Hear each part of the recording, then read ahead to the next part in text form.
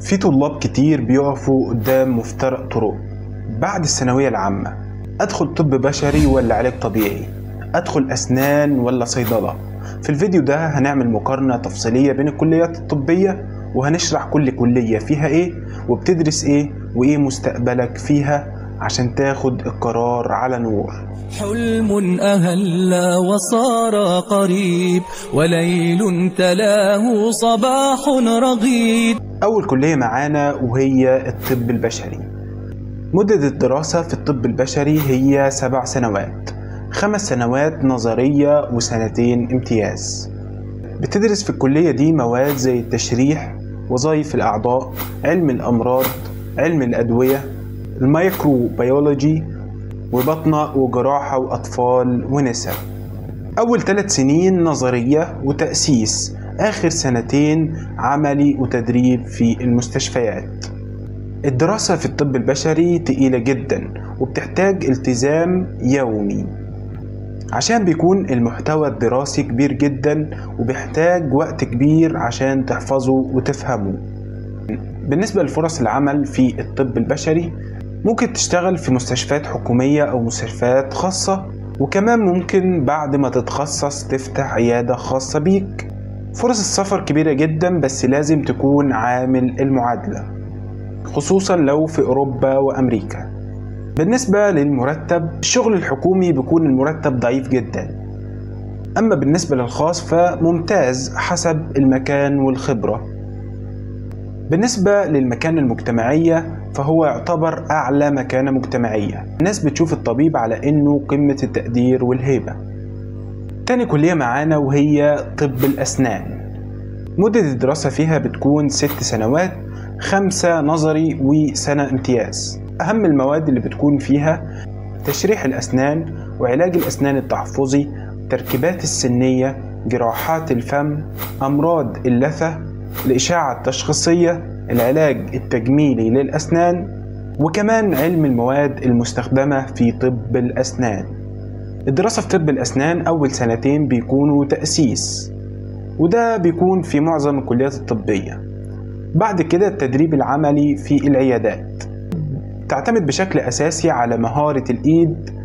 فرص الشغل العيادات الخاصة مربحة جدا، فرص عمل في مراكز التجميل، وكمان السفر متاح، لكن في صعوبة في المعادلات.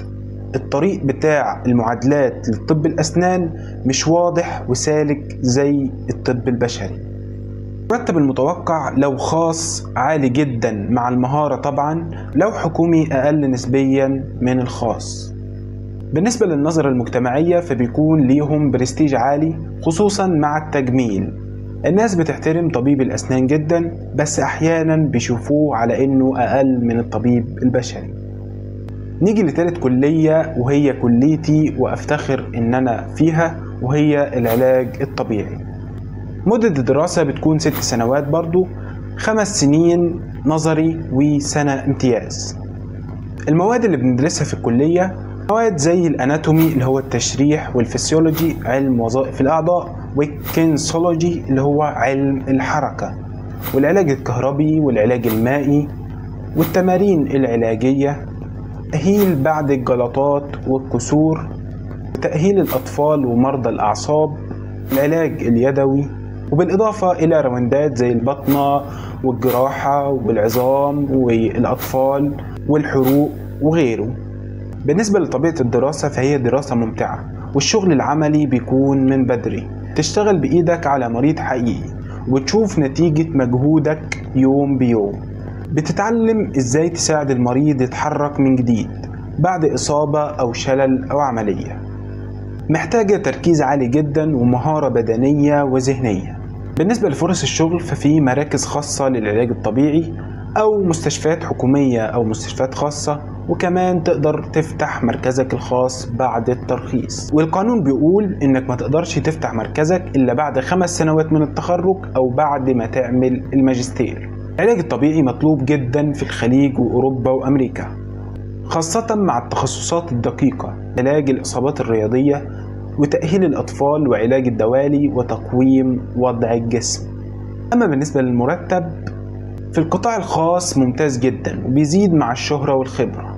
ممكن توصل لدخل شهري عالي جدا لو فتحت مركز وكونت سمعة وشهرة.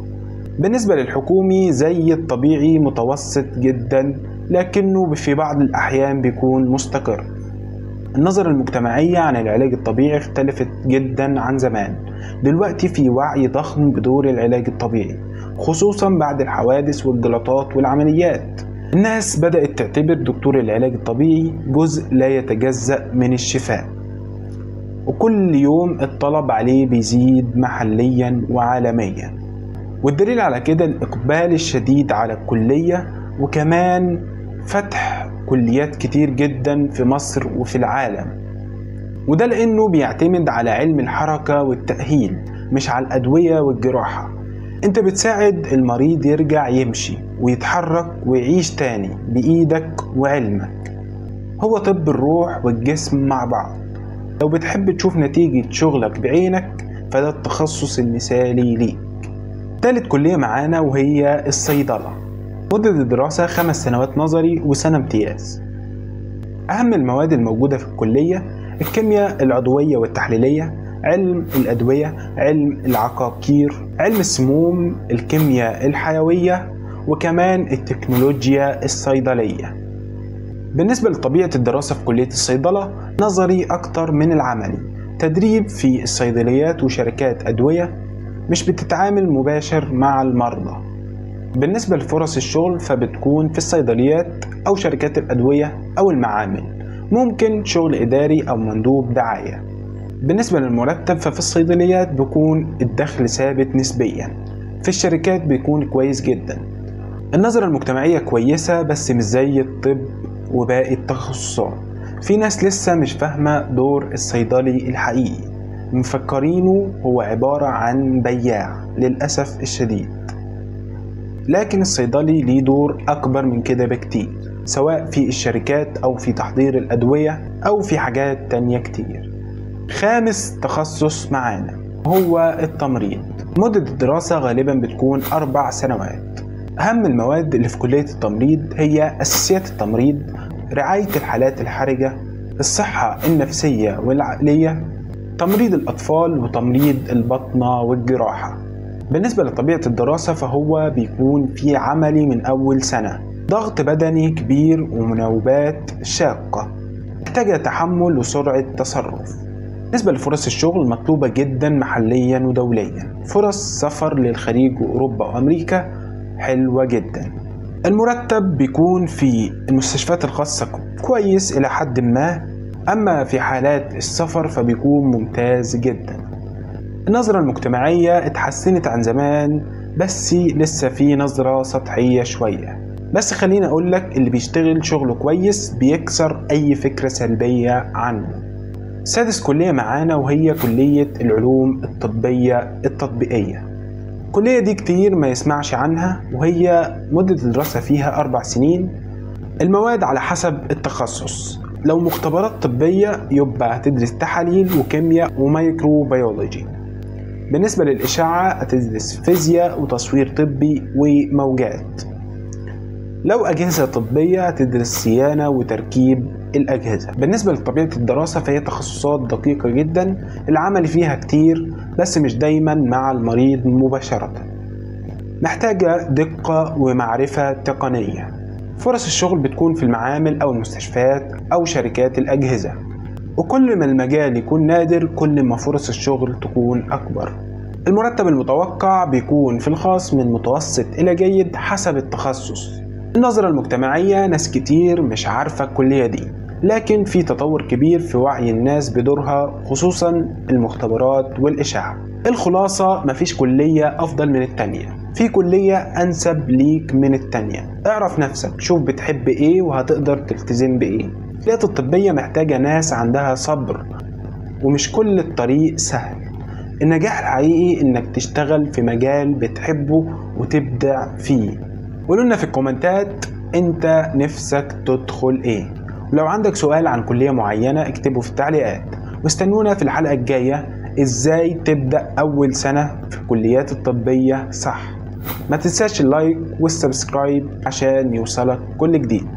والسلام عليكم ورحمة الله وبركاته.